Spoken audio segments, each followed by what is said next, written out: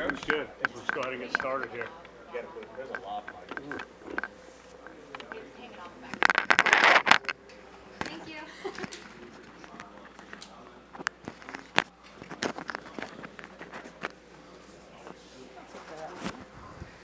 Right in here. Okay. All right, now we can get started, I guess. Coach, I want to ask you about how this year's been. Some up and downs with the offense. Week 2, week 3, benching the quarterback, and now you're considered one of the top offensive coordinators in the game. Is that the game of football, ups and downs? Yeah, I think that's part of it. I think it's part of what, you go through in a transition. Obviously, we had, relatively young offense and new faces that we were trying to figure out who we were. A lot of the credit goes to the staff that we have, and they've worked tirelessly to continue to improve our roster, continue to get our players better. Our players have put in a tremendous amount of effort and work to get to where they've become. I think each week we're kind of able to stack things on top of each other and add wrinkles to what we're doing offensively and really expand on the system that was in place and what we were trying to accomplish. But it takes a whole effort from a lot of people. We have a tremendous staff that have worked really hard and bought into what we were trying to do. I think everybody kind of just kept going, and there were some hard times, and that's part of this game, but I think ultimately we've become better for it. Our players just kind of kept working, never really dipped in their belief of what we could become. And, without that adversity, I don't think, we're in the spot we're at right now. And so, as a guy that's in front of the group, and we always talk about it being a we, us, our offense. I'm extremely proud of the effort and the work that's been put in to become where we're at. It's not about me. It's not about any individual. It's about the group collectively putting in the time and effort to get to where we've been. And look, hopefully we continue to build off of that momentum. And, our focus is on the task at hand. And that's one thing our group has done a great job all year is, what are we trying to accomplish today? And let's focus on that. And, again, just extremely proud and fortunate to be with the group of players and coaches that we have here. And, it's been a pretty surreal experience for me, and it brings a lot of gratification to what we do. Coach, how have you seen Jalen Milroe take the biggest improvement from game number 1 to game number 13? Yeah, obviously Jalen's put in a lot of effort and work to improve his game. I think his overall control of the offense and what we're asking him to do. Each week, like I said, we're trying to stack things up on top of each other and add to what we do and enhance what we do. And it's probably week 8 or 9. I kind of pulled him aside during a practice and I say, hey, it's pretty cool where we're at now, where we were 8 weeks ago. And look at all the things now that we're asking you to do, all these different things that now you're in control of. And, for a young quarterback that, he hadn't played a lot of football coming into the season, that's part of the progression. And all the credit goes to Jalen. The adversity he went through, the humility he handled it with, the ability to persevere and put his head down and work, to want to be better, to want to get better, to want the challenge of being the guy in front of the group, to want the challenge of we're going to continue to add to this thing and try to enhance your strengths.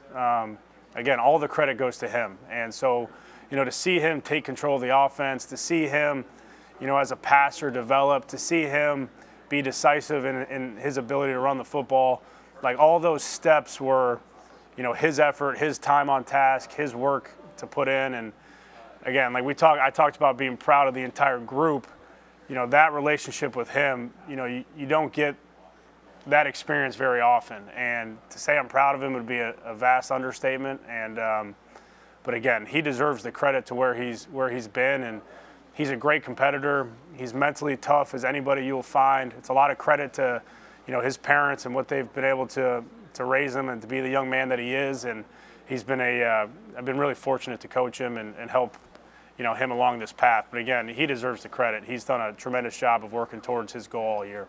Tommy, when Coach Saban spoke at Disney yesterday, he said a turning point for the offense this year came when the staff made a decision to maybe do less of what the staff wanted to do offensively and focus more on what suited the talent. Was that decision made coming out of USF? And can you just kind of walk us through what that entailed? Yeah, that's kind of the progression I'm talking about of stacking things on top of each other of where we want to be. I think when we made the decision after USF, hey, we're going to try to build things around what we do really well, build it around Jalen. That took a couple weeks to transpire. You look at the A&M game where we threw it around because we kind of knew that's what we needed to be that week and build the pass game around what Jalen likes, to where we're at against LSU and start implementing some of the run game stuff for Jalen. And then, what are the matchups we try to find with our skilled players? Who out of the backfield can we use in different spots? Obviously Kendrick Law's package about, developing and, really finding the strengths of who we are and saying, let's put everything around these guys. And, that's been a turning point, absolutely. But I think it, ultimately starts with the quarterback and making sure that he's confident and comfortable in what we're doing. And when you give them ownership and you give them, the autonomy of what we're trying to do, I think, they buy in a little bit more. And that's what we've tried to build with our entire roster on offense. And, again, it takes a total buy-in from the staff and the players, which we've had. And, USF, obviously, everybody's going to look at that as the turning point. But, you really look at, the A&M game, probably the LSU game as opportunities that we built off of and, gave us our identity as we come through this final stretch. What was it like for you behind the scenes in your first year in the job, coach as demanding as Nick Saban is trying to get through that early part of the season and some of the pressure that came along with it? Yeah, I mean, look, you come to Alabama for certain reasons, and you want to be at a place where football is important. You want to be at a place where that pressure's there. Like me personally, that's never anything that I've shied away from. I know there's noise out there, but you try not to get in the weeds of that, and you put your head down and you work. And I think certain people can handle it and certain people can't. At a young age playing the position, you face adversity, and I think that's prepared me for my career, which I'm fortunate for. I threw a lot of interceptions, so there was a lot of criticism that came with that. So that's never anything that's fazed me. Again, like I said, I want to be at a place where the pressure's high. I want to be at a place where the demands are what they are. Like, you don't come here thinking it's going to be anything different. You come here for that challenge. You come here because you have that competitive spirit. Again, some people can and some people can't. I'd like to be on the side of people that can. And, you just put your head down and you find a way to keep working and you find a way to better the offense. You find a way to give your players a chance. You find a way to get the most out of your staff and your guys. And like I said, that's what we've been able to do. Coach has been great all year, and again, we just continue to challenge ourselves to find a better way, to find ways to enhance what we're doing. And, it's led to some success and, we're hungry for more. But those challenges, that's what you want. That's what you come to a place like this. That's why you're in the SEC. Like, for me personally, that was a challenge that I was welcoming to. And, I'm proud of the group, proud of what we've been able to accomplish. But, those challenges personally, you just put your head down and work. That's really all there is. There's no other way to get through hard times than put in the effort and the time to find a way through it. How similar is your personality to Jalen's? He talked a lot about embracing hard yesterday. Jalen's probably got a little bit more personality than I do, I would think. I think I have a unique perspective of playing the position and going through some hardships that I'm able to relate to. But, Jalen, his mental toughness is greater than mine ever was. And, we can have light moments where I can, if he's amped up, I can try to settle him down by, cracking a joke, and I can be dry and all that and make him laugh. But our relationship has grown tremendously over the last 11 months. And, like I said, he's a joy to coach, man. I mean, his ability to block everything out, be centered and focused on what he's trying to accomplish, wanting to be better, the humility that it takes to accept those challenges. He's really a special kid. He really is. And I'm fortunate to be around him every single day. Tommy, how much of a learning curve was it coming to Alabama and kind of learning Coach Saban's philosophy and then incorporating it into your scheme of what you do? Yeah, I mean, I think right off the bat, that comes with the job. You know, the learning curve is learning the system and learning your players and learning kind of what their strengths are and then learning how to reach them. You know, I think our job as teachers and coaches is to reach our players to be able to maximize their ability. So, you know, you come to a new system, a new program, new players, and you got to find ways to reach them and you got to find ways to maximize what they can do and ultimately get the best out of them. So, you know, that's time on task. That's the ability to be with those guys every day. And, you know, so some of those things you start to develop the rapport with and relationships with. And then, you know, when you can show them why we're doing certain things, that enhances their belief.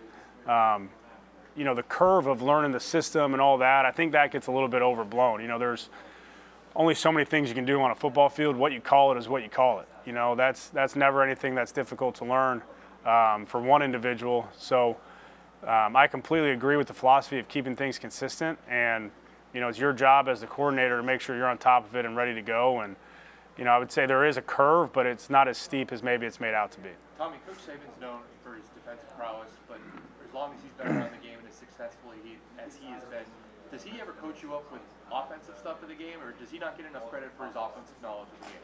Yeah, I mean, he's brilliant, right? And I think the ability for us as an offensive staff to meet with him as frequently as we do and hear his perspective coming from the other side of the ball is extremely valuable. And you're right. I mean, that's something that probably, I don't know if it's talked about or not, but that is part of the, you know, secret to success, I would think. You know, he has his hands on the three phases of the game, and he's able to look at all three phases.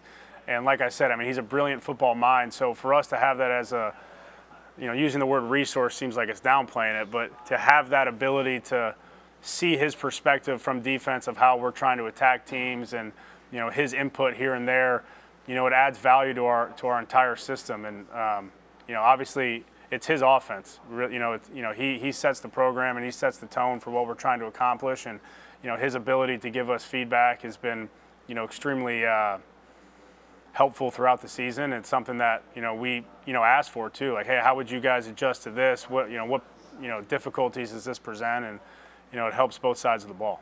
Tommy, what was your initial reaction when Tyler told you he was planning on transferring in order to pursue lacrosse? Yeah, I mean, look, I think the kid's gone through a lot of, you know, adversity throughout his career, and his ability to, you know, find peace in what he wants to do. And, you know, my biggest thing is I want him as an individual, as a person, to be happy. So if that's what's going to bring him happiness, if that's going to allow him to graduate and do certain things, then, you know, I was in full support for the young man to have success in his life. And I think that gets underrated in this whole thing in football and in the transfer portal world. Like, at the end of the day, these are young men trying to make decisions, and like their happiness and their fulfillment in life is extremely important. If that's what's going to bring it for him, then, you know, I fully support, you know, whatever Tyler wants to do. I've known him since he was 15 years old. So, you know, the things that is going to bring him that, you know, I would like to support him. And I told him whatever I can do to help you, you know, I will help and supplement you any way I can. And, you know, he's been tremendous with the guys in the room all year, and they've really built a great rapport. And I'm glad he's here, you know, through the bowl prep and being able to experience this and fulfill his, you know, commitment to this team. What did you learn about Tyler and Ty Simpson when they started playing in South Florida, and then obviously having to go back and be backups to Jalen the rest of the year? Yeah, I mean, I think the entire room has been tremendous about supporting one another. You look at the South Florida game, the way Jalen was supportive of them. You look vice versa throughout the course of the season, Jalen starts having success. I think there was true happiness for him from the group. You know, when you're in that room together as much as we are, you know, you build really a strong rapport and really like a family-like atmosphere. And, you know, for them to all support one another, and, you know, we try to preach as much as we can. There's one quarterback playing, but we're after shared success. You know, we're after the ability to say when a quarterback is playing well, it's a reflection of the entire group. And, you know, the closeness that group has built throughout the season through a competitive offseason and all those things, you know, when you look back on it, you'd probably be as proud of that as anything. Where's Ty Simpson improved since the spring? Yeah, I mean, I think you just see the reps he's had and the opportunities he's had in games. You've seen his ability to stay calm out there, make good decisions, make good throws. You know, we have a ton of confidence in him as the two right now. And, you know, the challenge to him is, like, you got to stay mentally ready every single week. And I think he's done a really nice job doing that. And when he's had opportunities to play, he's made plays for us. Tommy, one guy you just added to that room is Julian Sane. I know it's super early, but just kind of early impressions on how he fits in with that group and what he can do on the field. Yeah, I think his personality fits in really well. You know, he's a natural passer. You know, really shows good instincts, you know, in terms of his ability to play the quarterback position. It's extremely early, you know, but, you know, he's done a nice job for us, and I expect him to continue to grow in the program as he goes through an off season and, you know, gets ready for spring practice. Just because Proctor's improvement at left tackle, is there a certain point of the season where you really saw him adjust to SEC game speed, and how beneficial has that been for the entire offense? Yeah, I mean, I think for me, you probably point after Arkansas, you know, from that point forward, you kind of see a change in his play. You know, I think the run game wise, you know, he's been, you know, that's probably the area where he was strongest throughout the year. I mean, you guys have all seen him, I'm sure. He's a big, strong, powerful man. So being able to move at the point of attack, you know, he's done a really nice job there. And then in the pass game, look, you know, he had to adjust to some of the speed and some of the challenges that come with playing in the SEC. But, you know, I think we look at him as a strength now, and somebody that's greatly improved throughout the season. I mean, he's a young kid that's coming in and starting the SEC at left tackle. That's not an easy task. So, you know, his ability to continue to grow and work and get better throughout the season has obviously helped our offense. I think the other guys up front, you know, being supportive of him, you know, you want that group of five to look at it through one lens. And, you know, Tyler Booker next to him, you know, that makes a huge impact in his ability to communicate and help him. You know, obviously Book played as a young freshman a year ago. So, you know, his growth has been great. You know, again, I think we look at him as a strength now, and that's, again, a lot of credit to him and the work he's put in. Tommy, when you got this job, early 30s, I think it was 30 years old, I asked Coach Saban, what's the difference of a 30-year-old compared to you? He looked at me like I was crazy. He said, there's no difference at all. What is your advice to people in their early 30s trying to take a big position like this? I mean, you got coaches that were head coaches that are under you now in the staff. What's your advice, and how has that been so far this year? To be humble, I would say, would be the best advice I could give somebody. First of all, take the challenge, but, you know, work hard and really be humble. Like, don't act like you got all the answers because you don't. Don't act like you've been through all the experiences because you haven't. Lean on the people that you trust, because we have a great group of coaches, analysts, GAs. Like, it's the support we have on our staff is tremendous. You know, like Ken Wisenhunt hired me when I was 23 to be an offensive assistant with the San Diego Chargers, and he was the offensive coordinator. Now he's an analyst on offense, and I'm the offensive coordinator. So, like, he was tremendous in my development as a young coach, and now he's somebody I can lean on. You know, Derek Dooley was the head coach at Tennessee. You know, has worked in the NFL.